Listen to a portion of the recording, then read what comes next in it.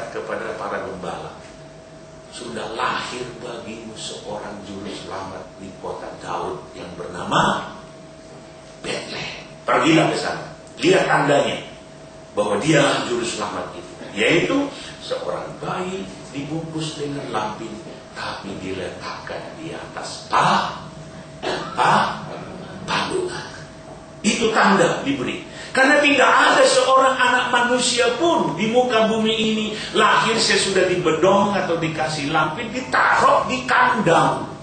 Apalagi di atas kandang yang tempat makanan hewan. Itu namanya palungan. Palungan itu tempat makan hewan. Tidak ada. Semiskin-miskin orang di muka bumi ini, tidak ada sesudah dilahirkan dibedong lalu ditaruh di palungan hewan. Karena itu menjadi tanda bagi mereka. Itu mujizat, ajaib, supaya mereka tahu itulah juru selamat itu. Dan benar, saudara, setelah mereka berjumpa dengan juru selamat itu, walaupun waktu itu masih bayi, tapi karena mereka tahu bahwa inilah dia yang dijanjikan Allah, mereka pulang dengan sukacita luar biasa. Ada terjadi satu kuasa mengubah diri mereka. Iman mereka muncul, sehingga mereka yang tadinya adalah orang yang sangat tidak dihargai di masyarakat. Karena gembala pada zaman itu adalah budak-budak, orang-orang yang miskin, orang-orang yang tidak berpendidikan, orang-orang yang pada umumnya 24 jam itu hanya di padang bersama hewan. Karena itu mereka dianggap remeh, hina. Nilai mereka hampir sama dengan nilai seekor hewan.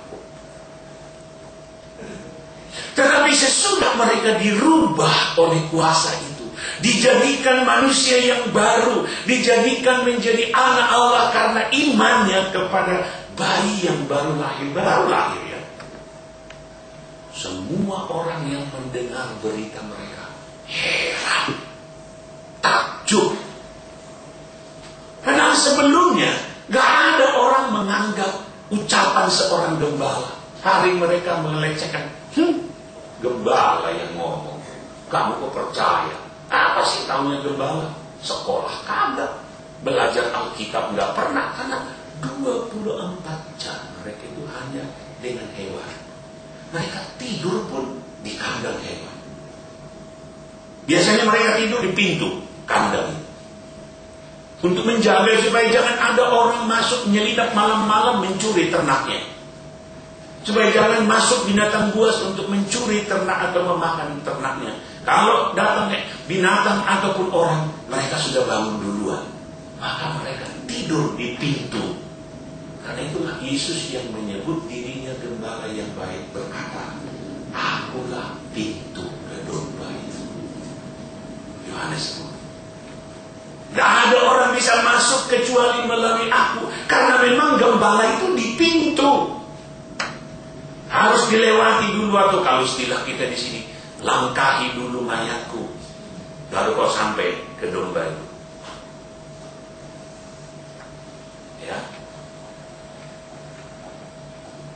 Jadi karena itu saudara, mereka nggak dianggap. Tapi karena Yesus itu, mereka jadi orang yang menakjubkan. Boleh ingat lagi cerita Natal, mungkin udah lupa ya. Semua orang yang mendengarnya disebut apa? Heran. Bukan dulu, saya lihat saudara bengong. Bukan, Lukas 2. Supaya saudara yakin apa yang saya ucapkan. Kok kelihatannya bengong? Seperti nggak pernah dengar. Karena udah dibacain loh, itu berulang-ulang. Udah berapa kali Natal Anda?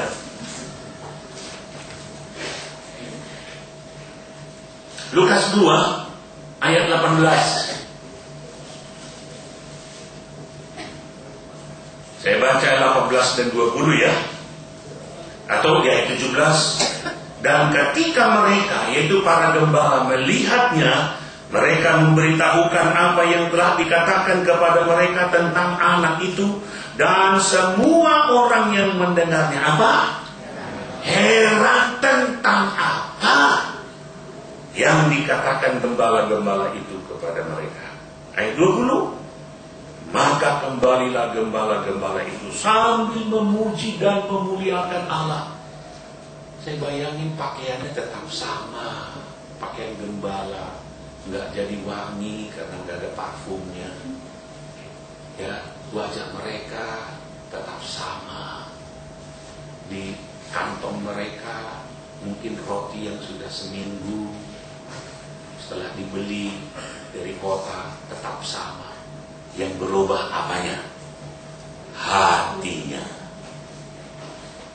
Hatinya berubah, saudara, menjadi sukacita yang luar biasa karena iman itu tadi. Dia sudah melihat dan mendengar sesuai dengan firman yang disampaikan oleh malaikat itu. Jadi karena firman itu benar adanya, mereka bersukacita. Firman itu mereka yakini mengubah hati mereka bersukacita. Karena itulah mengapa Yesus katakan nanti di dalam Yohanes pasal yang ke-15, 16 beberapa kali disebut, sukacita yang kuberi kepadamu tidak seperti, yuk disambung, tidak seperti yang diberikan oleh dunia. Wah, saya senang sekali. Suara wanita kayaknya. Ya, di mana-mana wanita lebih tahu Alkitab daripada laki. Ayo para laki, malu dong. Ya. Kalau sukacita yang diberikan oleh dunia ini karena dapat uang, karena sembuh penyakit, karena lulus ujian, dapat jodoh, dapat mobil baru, rumah baru, dapat dari luar, karena nonton Sri Mulat, karena nonton Opera Van Java, karena nonton dari luar, dirangsang.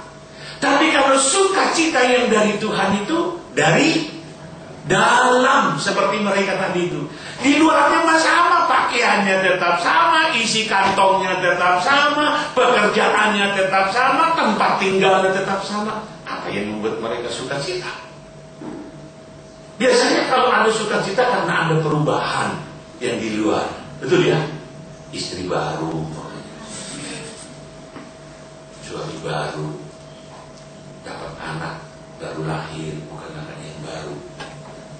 Senang, sukacita. Tapi ini enggak. Yang luar boleh tetap, di dalam berubah. Maka Rasul Paulus bilang, oh lahiriahku makin merosot, makin tua dia, makin terbatas, nggak bisa lakukan banyak. Tapi manusia batiniahku dibaharui dari hari ke hari. Itu yang dikatakan oleh Paulus itu. Dan itu sudah mulai dialami oleh para gembala. Nah, jadi berita kelahiran Yesus ini disebut Injil. Injil artinya kabar gembira yang belum pernah ada. Kabar gembira yang betul-betul menimbulkan Anda gembira. Hari lahir bagimu seorang juru selamat yang akan menyelamatkan umatnya, kata malaikat itu kepada para gembala. Nah, saudara sekalian, itu ditulis bukan hanya untuk mereka, bahwa karena anugerah mereka diselamatkan, bukan hanya untuk Abraham dan keturunannya orang Yahudi, tapi juga untuk kita sekalian karena dia menjadi bapa rohani kita. Karena itu kita senang sekali hari ini kita belajar tentang iman Abraham. Seperti apakah imannya? Mari kita teruskan. Roma pasal 4. Seperti ada tertulis, engkau telah kutetapkan menjadi bapa banyak bangsa di hadapan Allah yang kepadanya ia percaya, yaitu Allah yang menghidupkan orang mati dan yang menjadikan dengan firman-Nya apa yang tidak ada menjadi ada. Ada dua di sini saudara sekalian prinsip iman Abraham. Yang pertama, dia percaya bahwa ada kebangkitan dari antara orang mati. Tuhan sanggup membangkitkan orang mati.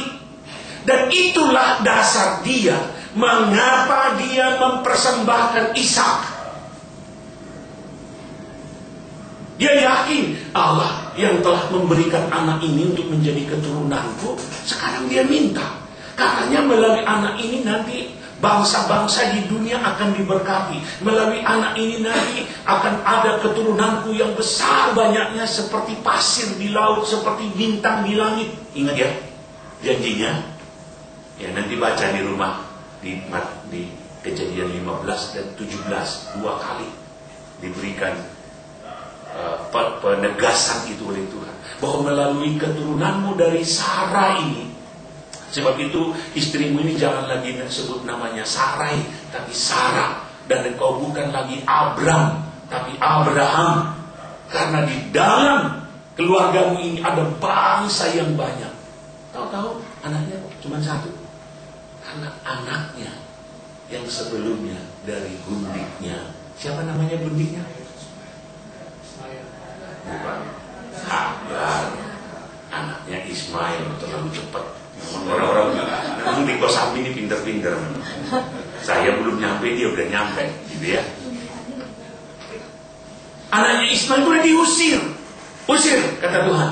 Sebab janjiku yang bahwa melalui anakmu itu nanti keturunanmu akan banyak, bukan melalui itu.